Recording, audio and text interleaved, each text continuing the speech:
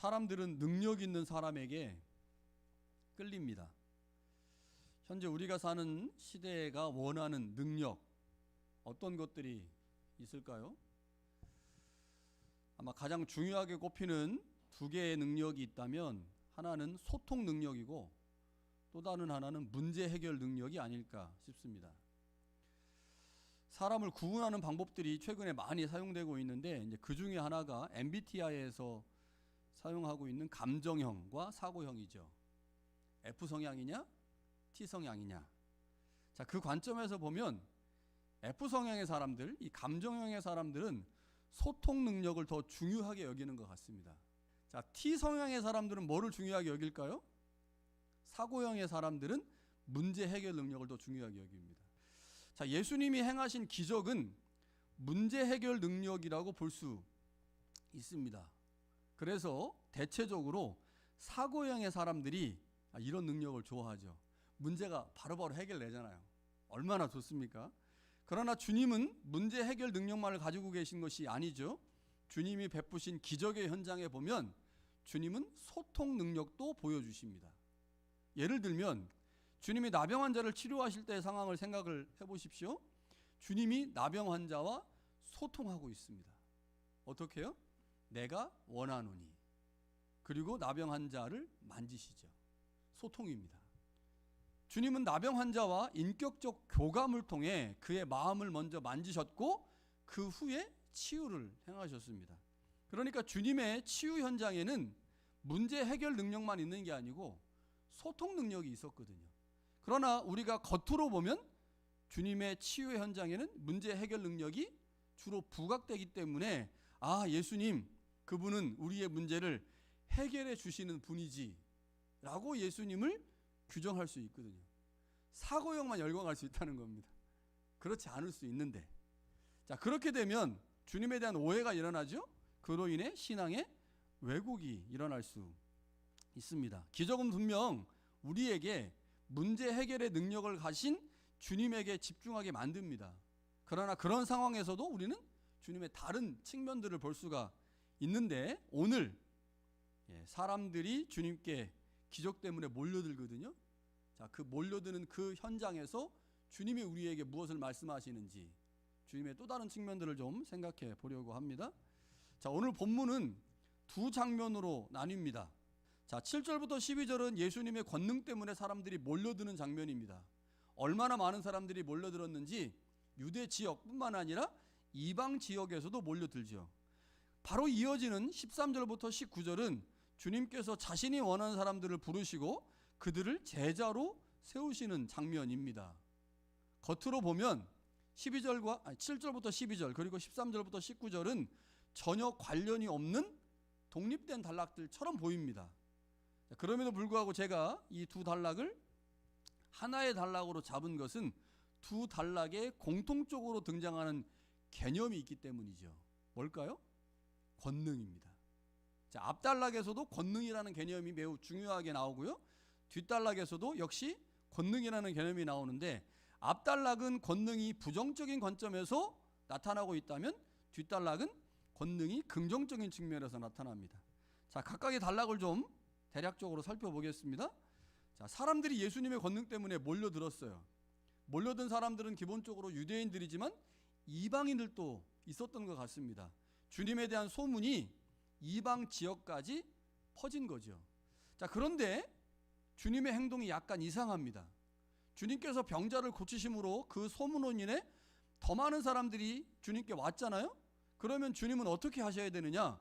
더 적극적으로 기적을 행사하셔야 합니다. 주님의 기적 때문에 사람들이 그 소문을 듣고 주님께 왔다면 주님에게 지금 더 많은 병자들이 있고 그 병자들을 치유하시는 것이 주님의 메시아 사역과 연결되기 때문에 주님은 적극적으로 기적을 행사해야 하는데, 그때 주님은 기적을 멈추십니다. 그리고 그 무리와 물리적 거리를 두십니다. 자, 9절에 보니까 예수께서 무리가 에워싸 미는 것을 피하기 위하여 작은 배를 대기하도록 제자들에게 명령했다. 왜 예수님은 치유를 행하지 않고 뒤로 물러나셨을까요? 예수님에게 온 무리가 권능을 오해했기 때문입니다. 어떻게 오해했을까요? 무리가 주님에게 온 이유는 주님이 가지고 계신 권능을 소비하려고 했기 때문입니다. 자, 이게 무슨 말일까? 자, 지금 주님을 따르는 사람들의 모습이 어떻습니까? 그들은 마치 권능을 소비하는 소비자처럼 주님을 따르고 있습니다. 현대적 관점에서 보면 주님은 많은 소비자들의 욕구를 충족시키기 위해 최상의 서비스를 해야 하는 상점의 주인과 같습니다. 소비자들이 지금 막 마트에 가가지고 물건을 막 달라고 하는 거예요. 막 소비를 하려고 하는 거죠. 그러한 소비자들처럼 주님께 와서 당신이 하나님의 아들이니 당신은 권능을 가지고 있으니 우리에게 자비를 베푸소서. 당신의 권능이 우리에게 필요합니다. 그 권능을 좀 보여주세요 라고 하면서 주님의 권능을 지금 소비하려고 한 거죠. 주님의 큰 기적을 보고 찾아온 사람들에게 주님은 더 많은 기적을 보여주지 않고 더 강한 권능을 드러내지도 않았습니다. 왜냐하면 권능이 목적을 잃고 사람들에게 소비되고 있었기 때문이죠. 자, 이것을 보여주는 것이 11절 이하에 나오는 귀신의 이야기입니다. 자, 11절에 보면요, 귀신들이 예수님을 보고 이렇게 말합니다. 당신은 하나님의 아들입니다.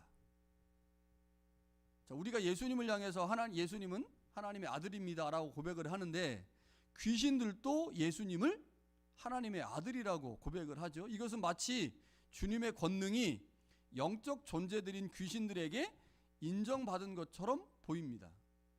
더 나아가 귀신들이 마치 신앙을 고백하는 것처럼 보이죠. 그러나 주님은 귀신들에게 자기를 나타내지 말라라고 경고하셨습니다. 다시 말하면 귀신들의 인정과 고백을 거부하셨다는 겁니다. 이상해요? 주님의 하나님 아들됨이 드러나면 좋은 거 아닙니까? 그런데 예수님은 그 귀신들로부터 오는 그 고백을 거부하셨어요. 왜냐? 그 인정과 고백이 주님의 권능을 소비하려고 하는 시도로 간주되었기 때문입니다. 자, 지금 제가 계속해서 예수님의 권능이 소비되고 있다. 무리가 예수님의 권능을 소비하려고 한다. 귀신들이 예수님의 권능을 소비하려고 한다. 그런 관점에서 예수님이 기적을 거부하셨다라고 지금 말씀을 드렸는데요. 자, 고대 세계에서 어떤 존재의 이름과 정체를 먼저 말하는 것은 그 존재를 규정하는 의미입니다. 자, 우리가 이제 알고 있듯이 이름은 그 존재를 규정하잖아요. 내가 뭐라고 불리느냐, 그 불리는 그 이름에 따라서 내가 규정이 되잖아요. 자, 예수님이 사역의 현장에 있는데 귀신들이 나타났어요. 그 귀신들이 예수님을 뭐라고 규정하냐면 하나님의 아들이다 라고 규정을 합니다. 자, 그러면 우리는 이렇게 생각할 수 있죠. 아, 주님은 하나님의 아들이 맞지 않은가? 주님이 하나님의 아들로 고백되고 인정되는 것이 도대체 뭐가 문제인가? 라는 생각이 들 수 있습니다. 그러나 귀신의 의도는 그렇지 않습니다. 귀신이 지금 예수님을 하나님의 아들이라고 말한 것은 이런 의미예요. 당신은 권능을 가진 존재입니다. 당신은 능력을 가진 존재입니다. 이렇게 말한 거예요. 귀신이 왜 이렇게 예수님을 향하여 능력이 있는 존재, 권능이 있는 존재라고 말했을까요? 무리의 의도와 일치합니다. 무슨 말이냐? 귀신은 주님을 단지 권능을 행하는 자라고 하는 틀에 가두려고 한 겁니다. 지금 무리가 예수님에게 온 이유가 뭐예요? 예수님을 소비하려고, 예수님의 권능을 소비하려고 왔거든요. 예수님의 권능이 그들에게 나타나 병이 고쳐지고 귀신을 쫓겨나고 문제 해결되는 것을 원해서 왔어요. 그러한 무리들의 의도와 무리들의 욕망을 충족시켜 주려고 귀신이 예수님을 하나님의 아들로 규정하려고 한 겁니다. 예수님을 하나님의 아들로 규정함으로 예수님이 권능을 행하는 목적이 복음 전파가 아니라 단지 권능을 행하는 자, 사람들의 소비를 충족시켜 주는 자로 전락시킬 목적으로 귀신은 예수님을 향해 당신은 하나님의 아들입니다 라고 말한 겁니다. 귀신들이 예수님의 권능을 막을 수 없잖아요. 막을 수 없습니다. 하나님 나라 복음을 증거하는 그 권능을 막을 수 없어요. 그러나 그 권능을 왜곡시킬 수는 있습니다. 그 권능을 추구하고 온 사람들, 심지어 예수님 안에서 그 예수님에게서 권능을 왜곡시키려고 그랬어요. 그러니까 예수님은 분명 하나님 나라의 복음 전파를 위해서 권능을 사용하시는데 하나님 나라의 복음 전파가 아니라 자신의 의를 드러내는 도구로 권능을 좀 사용해 보라고 예수님에게 말하는 겁니다. 무리를 왜곡시키고 예수님의 생각을 왜곡시키려고 귀신이 당신은 하나님의 아들입니다. 당신은 권능을 행하는 자입니다. 그러니 권능만 행하십시오. 그 권능을 통해서 당신이 많은 사람들에게 추앙받고 많은 사람들에게 존경받는 거 그거로 만족하십시오 라고 말한 겁니다. 만약 사람들이 예수님을 병 고쳐주는 분, 문제 해결해 주는 분으로만 알게 된다면 그분의 권능은, 주님의 권능은 더 이상 하나님의 나라를 가리키는 표지가 아니라 사람들의 욕망을 채워주는 상품이 되는 거죠. 그렇게 만들고 싶었던 거예요, 귀신이. 왜냐? 사람들이 그러한 목적으로 예수님을 지금 찾아온 걸 귀신이 알거든요. 그래서 예수님의 권능을 평가절하시켜서 하나님의 나라를 위한 표지가 아니라 사람들의 욕망을 채워주는 상품이 되면 좋겠다는 생각으로 예수님을 하나님의 아들로 규정한 거죠. 이 이유를 간파하신 예수님, 귀신의 고백을 거부합니다. 귀신을 향해 침묵을 명령하시죠. 복음의 방향이 어떠한 쪽으로 가야 하는지를 분명히 알고 계셨기 때문에 귀신들을 제지하신 거죠. 자, 그런데 그 바로 다음 단락에서 예수님은 놀라운 반전의 모습을 보여줍니다. 소비되는 권능을 거부하신 예수님이 산으로 올라가십니다. 그리고 산으로 올라가시면서 12제자를 선택하시고 그들을 세우시죠. 그리고 그들에게 권능을 맡깁니다.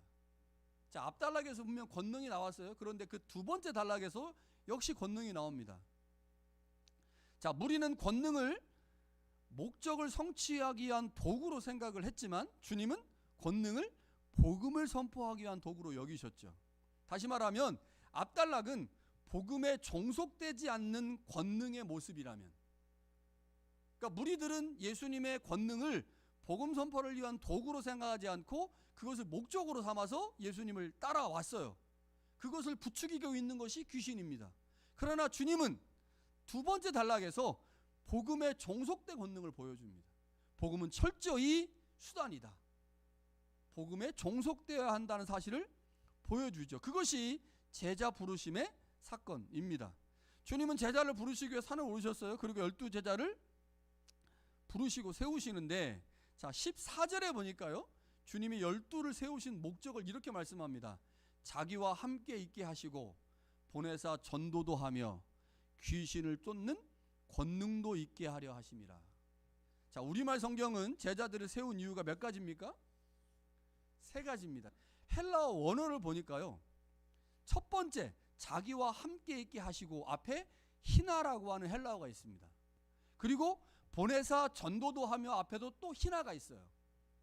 그래서 함께 하는 것과 보내사 전도하는 것은 병렬로 연결됩니다. 그러면 주님께서 제자들을 세우신 목적이 세 가지라면 세 번째인 귀신을 쫓는 권능도 있게 한다 앞에도 뭐가 있어야 돼요? 히나가 있는 게 맞잖아요. 세 가지가 병렬로 연결되어 있다면. 그러나 세 번째 앞에는 히나가 없습니다. 무슨 말일까요?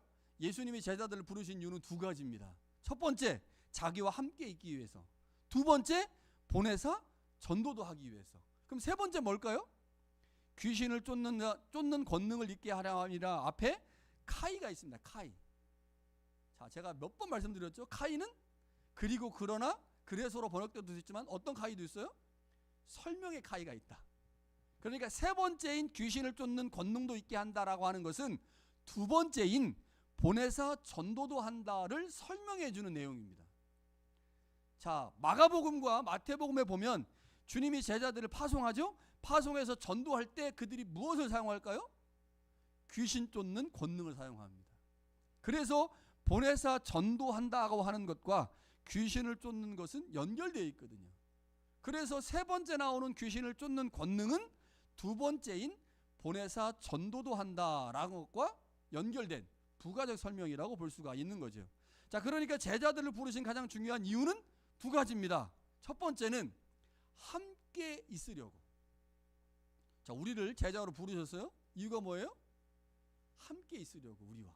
두 번째는요, 복음을 전하게 하려고.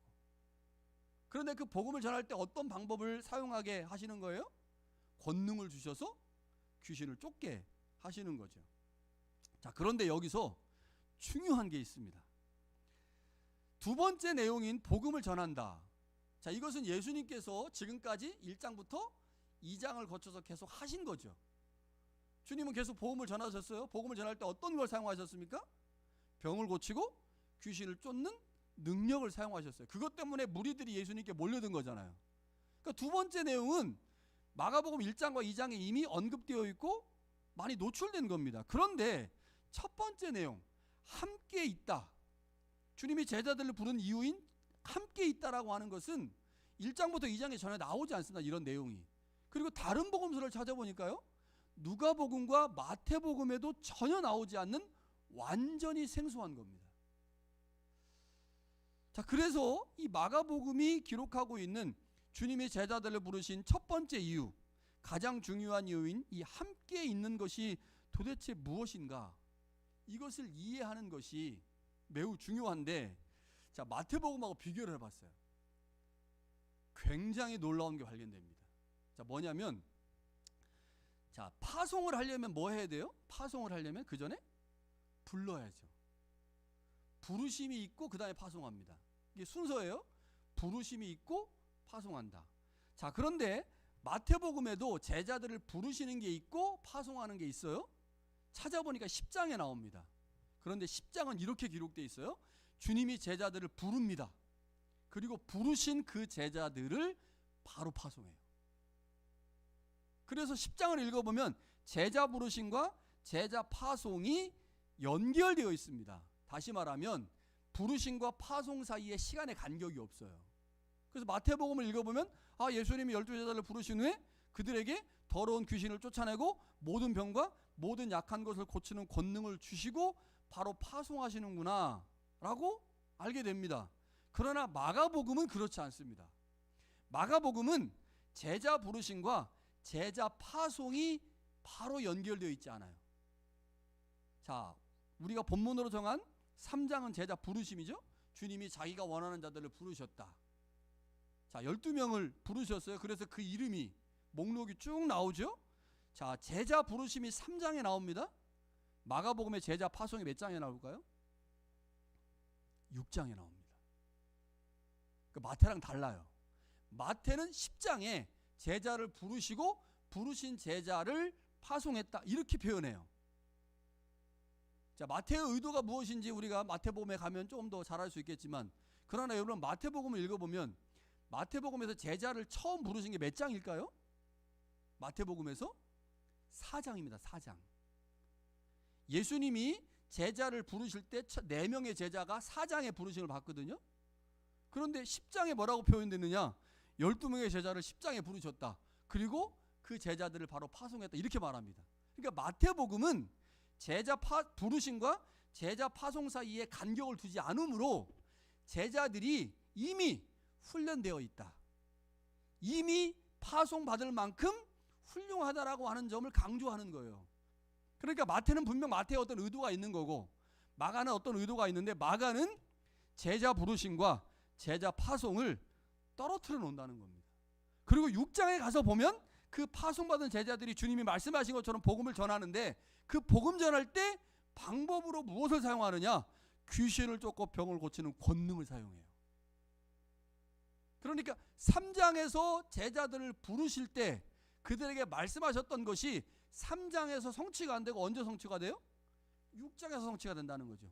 그러면 3장 20절부터 6장 6절까지, 그러니까 부르시고 나서 파송받을 때까지 그 단락이 결국 무엇을 의미하겠어요?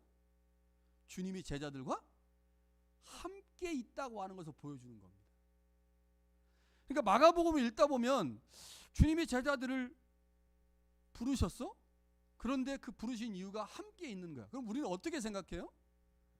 아, 주님과 우리가 함께 있어야지. 내가 주님과 함께 있어요. 그러면 주님과 함께 있는다는 게 뭐예요? 집에서 밥 먹고 그냥 얘기 듣고 이 정도로 생각하잖아요. 그러나 주님이 제자들을 3장에서 부르시면서 내가 너희들을 함께 있으려고 부른 거다 라고 말씀하시고 난 후에 6장에 가서 파송을 하시기 때문에 주님이 제자들과 함께 하려고 하는 목적이 뭡니까? 단순하게 뭐 대화하고 친교하고 이런 개념이 아닙니다. 파송 받기에 부족하지 않을 정도로 제자들을 훈련시킬 목적이 바로 함께 있으려고 하는 이유라는 거죠. 그럼 제자들이 무엇으로 훈련을 받아야 될까요? 무엇으로? 가장 중요한 게 뭐겠습니까? 가서 하나님의 복음을 전하려면 복음을 배워야 되잖아요. 복음을. 그 복음이 뭐예요? 4장에 나오는 하나님 나라 비유입니다. 그러니까 마가가 굉장히 치밀하게 복음서를 기록한 거예요. 제자들이 부르심을 받고 그 부르심을 받은 제자들이 이제 예수님으로부터 예수님이 운영하시는 훈련학교, 제자학교에 입학을 해서 그 학교에서 뭘 배워야 되느냐?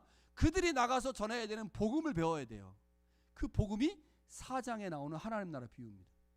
그리고 그 비유 이후에 주님은 파도를 잔잔하게 하는 능력을 보여주십니다. 이방인 지역에 가서 강력한 마귀의 세력을 진압하시죠. 그리고 그 기적의 근거가 되는 믿음에 대해서도 가르치십니다.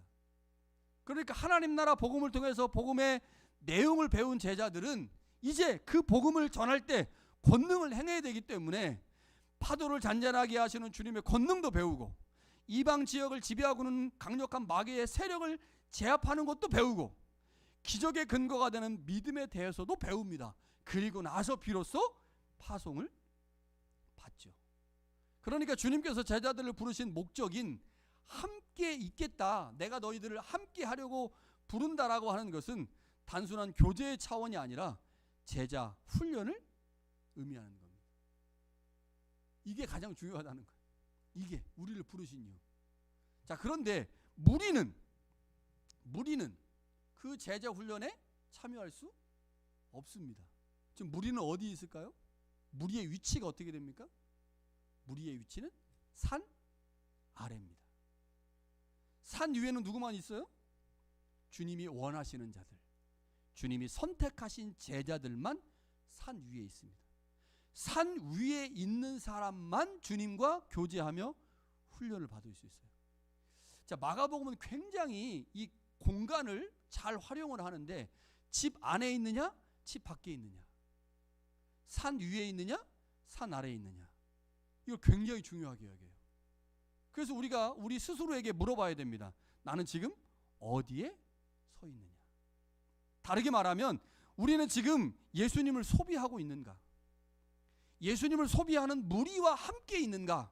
아니면 주님의 제자로 훈련받는 제자들처럼 산 위에 있는가?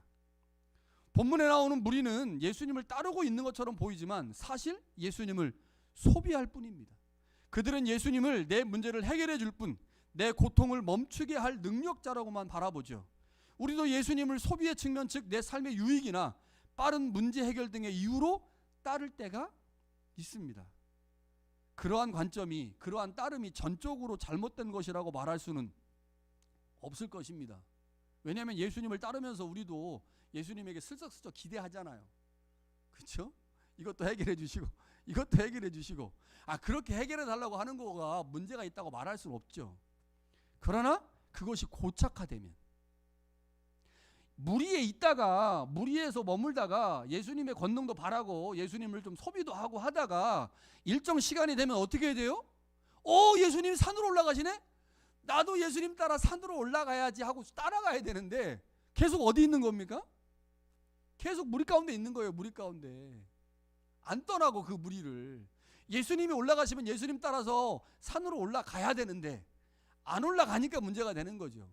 무리 가운데 있는 것 자체가 문제가 아니라 일정 시간이 되면 그 무리를 벗어나 산으로 올라가 주님과 함께 훈련 받아야 하는데 그 훈련에 참여하지 않는 게 문제죠. 여러분, 지금 나는 어디에 있습니까? 무리와 같이 주님을 소비하는 사람입니까? 아니면 제자들처럼 주님과 함께 훈련에 참여하고 있습니까? 만약 우리가 아직도 주님을 소비하는 신앙인으로 생활하고 있다면 우리는 무리 안에 있는 거죠. 그거 빨리 단절해야 합니다.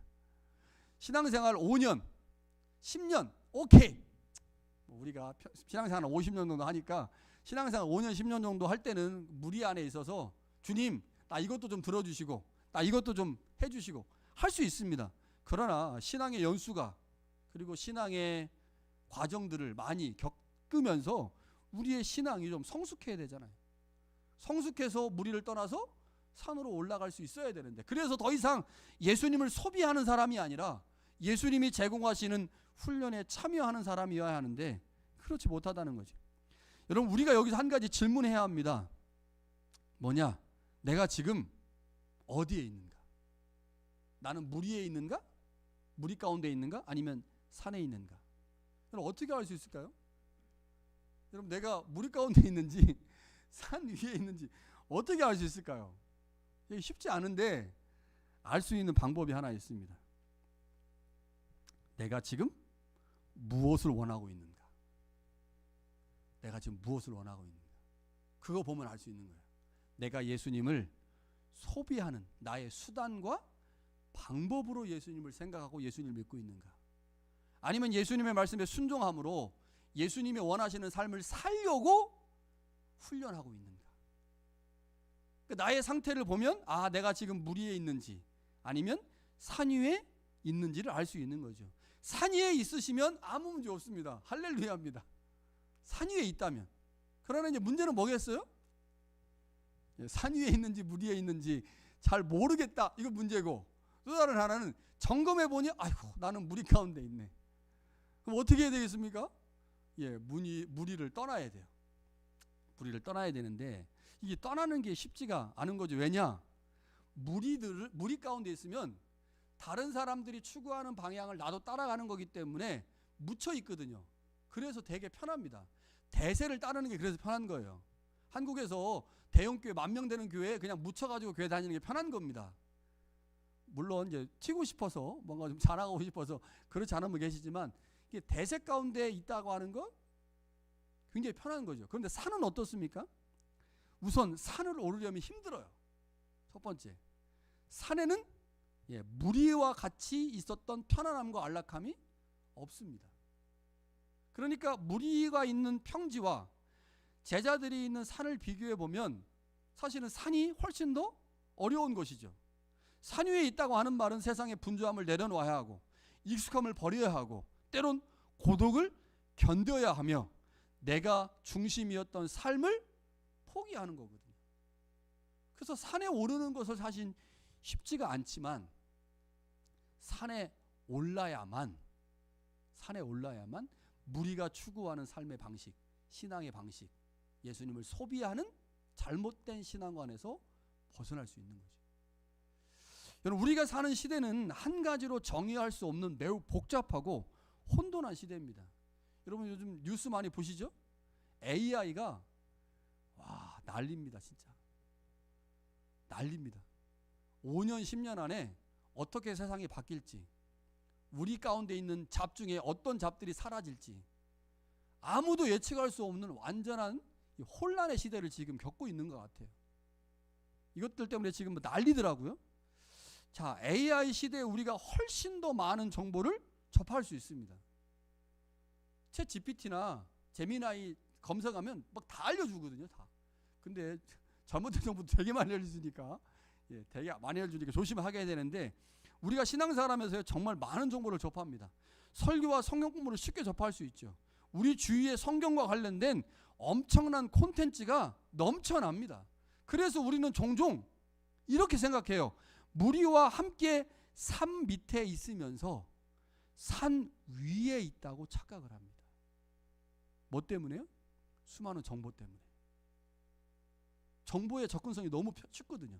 그래서 많은 정보를 얻기 때문에 산 위에 있다고 착각을 하는 거죠.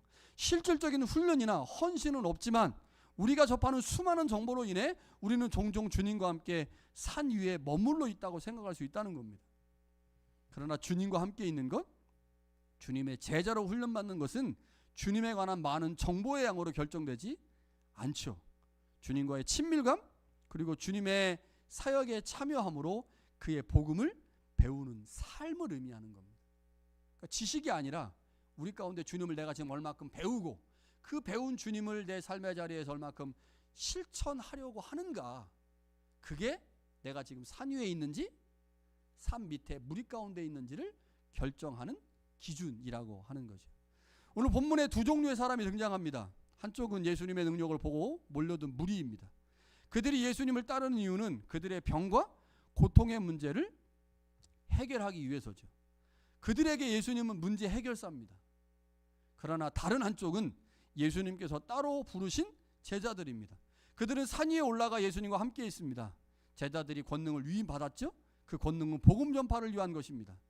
그러나 그 권능을 위임받는 것보다 더 우선시 되는 것이 있습니다. 그것은 주님과 함께 있는 거죠. 주님으로부터 말씀을 듣고 그 말씀을 삶의 자리에서 실천하려고 애쓰는 훈련받는 것, 이것이 권능을 행하는 것보다 먼저라는 것, 이게 중요하죠. 한쪽은 현대사회의 소비자들처럼 예수님을 소비하는 자들이라면 다른 한쪽은 주님과 동고동락하면서 주님의 삶을 배우고 복음을 배우려고 하는 사람들입니다. 우리는 지금 어느 쪽에 서 있습니까? 여전히 예수님의 능력을 보고 모인 무리 가운데 있습니까? 아니면 주님과 함께 교제하고 배움을 갖기 위해 산에 올라온 제자들 중에 있습니까? 지금 주님은 우리가 능력을 소비하는 무리를 떠나 주님이 계신 산 위로 올라오라고 부탁합니다. 그런데 그게 쉬우면 다 했겠죠. 쉽지 않습니다. 쉽지 않기 때문에 주님이 부탁하시는 거고, 쉽지 않기 때문에 우리가 그 산에 올라 주님과 함께 교제하고 주님으로부터 훈련받으려고 애를 쓰는 거죠. 하나님께서 우리에게 말씀하시는 주님의 음성, 우리가 어떻게 이 땅을 살아가야 하는지, 주님을 어떻게 이해하는 것이 올바른 것인지 잘 깨닫고 그 깨달음대로 행동할 수 있기를 간절히 축원합니다.